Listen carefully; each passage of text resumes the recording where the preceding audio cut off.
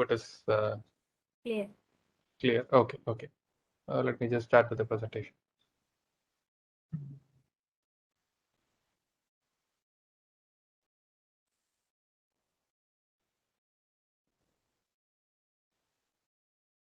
Was just initiated in 2010, and later on in 2012, the initiative scheme withdrawn, causing a 70% drop in EV sale.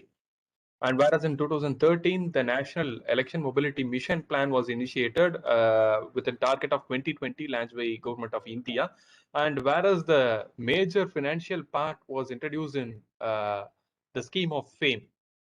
So the major fund allotment was introduced with the name of scheme known as FAME, which is faster adoption and manufacturing of hybrid and EV vehicles. So most of the MSME based companies was funded to a major extent for initiation based on EVs. So thereby you can just see numerous electric scooters. So most of those companies was funded because of these two schemes to one greater extent.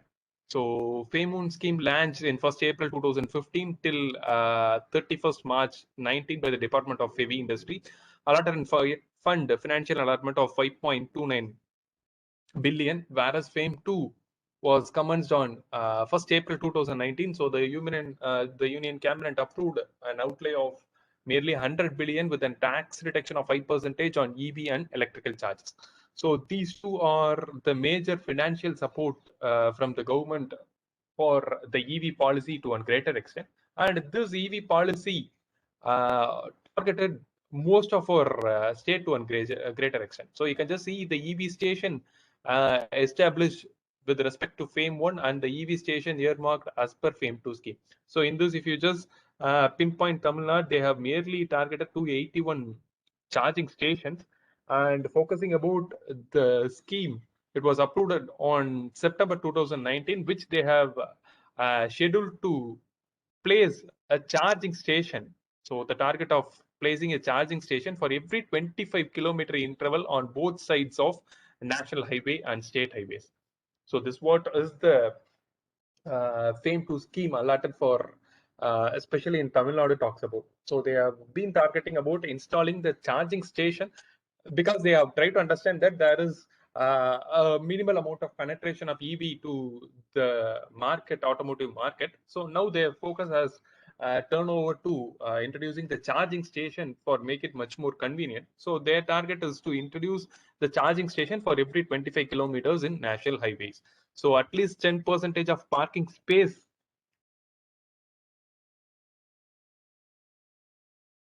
of parking space to be earmarked for setting up EV charging station in commercial building, including hotels, cinema halls, shopping malls, and apartments. So in the infrastructure wise, they have asked to allocate nearly 10% of their total space for introducing the charging stations.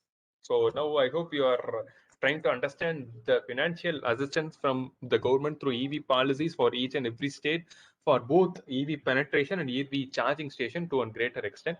And as described earlier, the introduction of EV should be started with a brief idea about the population. So later in 2014, the presence of EV in the market was very minimal. But as the year keep on propel, you can just see the penetration of EV would be enormously high. And as described in the previous slides about the news on EV, by 2030, India is looking to have a more number of EV-based two-wheelers and four-wheelers to a greater extent, because most of the companies has make an internal pledge themselves to convert all its transportation based load carrying or delivery based vehicle into EV. So based on our prediction, by 2030, India would have a huge number of EV based vehicles, especially two wheelers.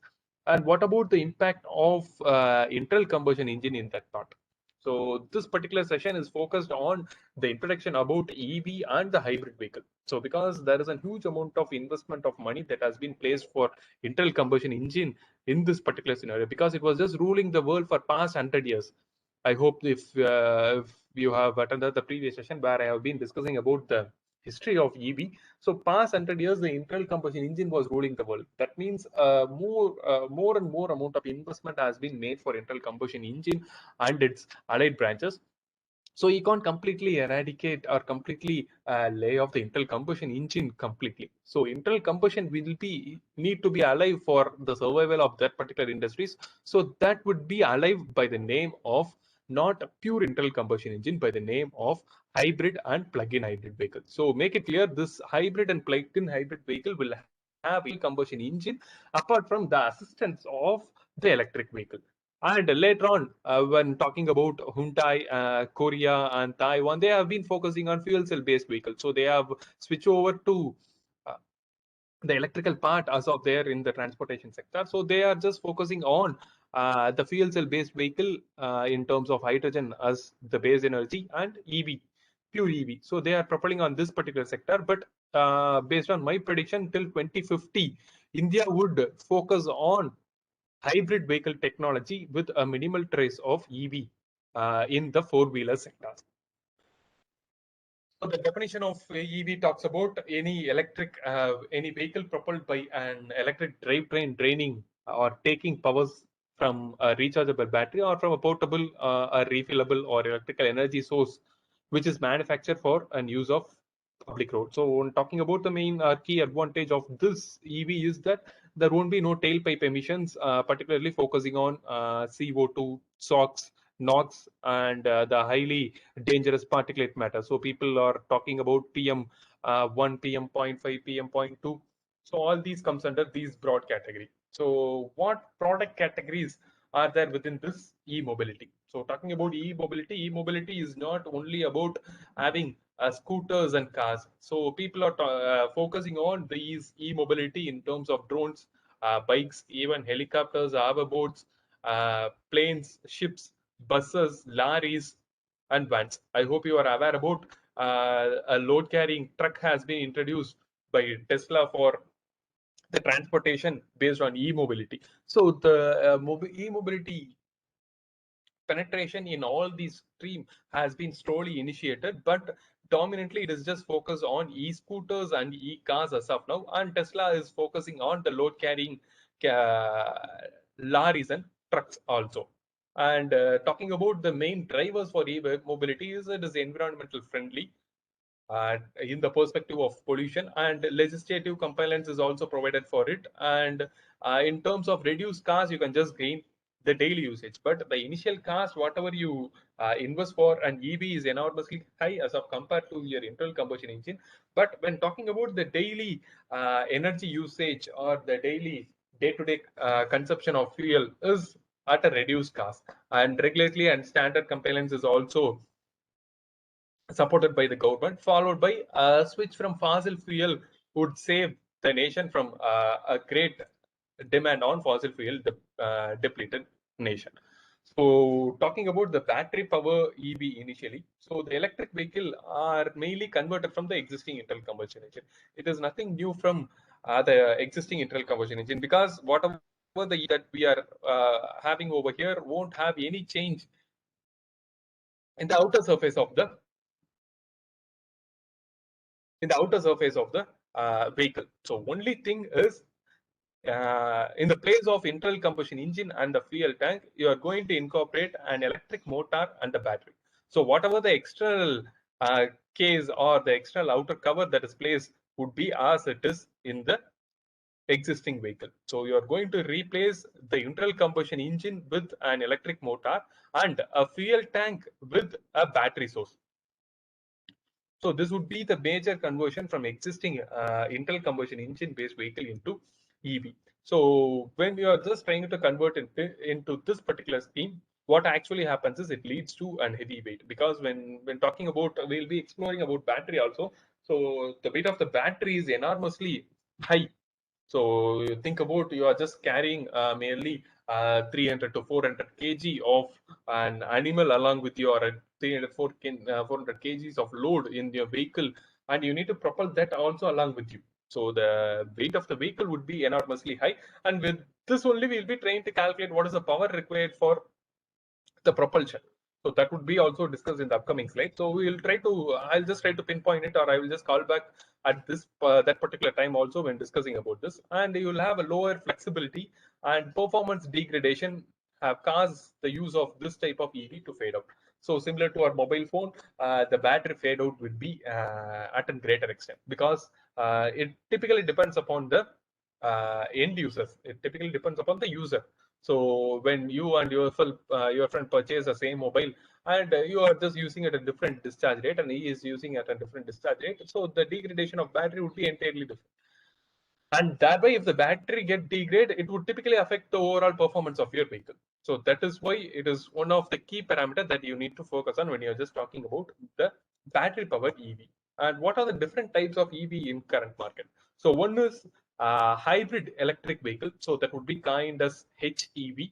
So in this, we'll be focusing on series, parallel, and the combination of series and parallel, where you will be using both internal combustion engine along with an electric motor. So you'll have both the internal combustion, and this is the part for refueling. So for refueling, you'll be only focusing on internal combustion engine, whereas the motor would be charged by the rotation of the internal combustion engine at this point of time. And next is talking about plug-in hybrid vehicle. You will have both the assistance from the petrol tank, followed by you will have a charging port to charge your vehicle at any point of time. And talking about pure electric vehicle, you won't have the role of internal combustion engine, and you can just see from at this particular point, your internal combustion engine would completely get eradicated in the overall EV system. So only your internal combustion engine will be till you have the term known as hybrid electric vehicle. So when you are just switching from hybrid electric vehicle to EV, so your total internal combustion engine will be completely eradicated, and you need to focus only on motor and battery at this point of time. And moreover, people are also focusing on fuel cell based EV and solar power EV as the next generation. But as of now, the current world is propelling towards EV and the hybrid vehicle. And the ways to reduce fuel consumption for whatever the internal combustion engine that you have is focused on these three parameters. One is more aerodynamic based vehicle, because aerodynamic is one of the key parameters that cause that consume an enormous amount of fuel consumption for your vehicle. So think about whatever the buses that propels in the roads. So if you just see the bus frontal area would be in a rectangular face, but whatever the car that you have will have a sleek face like this. So the main aim of the bus or any transportation vehicle is to carry a huge amount of load, and they won't focus much more on the fuel that is consumed. So merely a load carrying vehicle would consume as much as a liter for 4 kilometer. So for every 4 kilometer to 5 kilometer, you need to supply 1 liter of fuel. So the cost of 1 liter of fuel is around 100 rupees, and it would just be able to travel only 4 kilometers. When talking about converting this particular frontal area shape into a curved path, so the mileage has been increased from 4 kilometer to 15 to 20. So because this frontal aerodynamic shape plays a key role in the fuel consumption. And next one is tires and the rolling resistance. So this will also be, we'll be focusing on. The rolling resistance is also one of the important parameter that need to be taken account when you are just talking about the fuel consumption. Next one is the engine type with higher efficiency.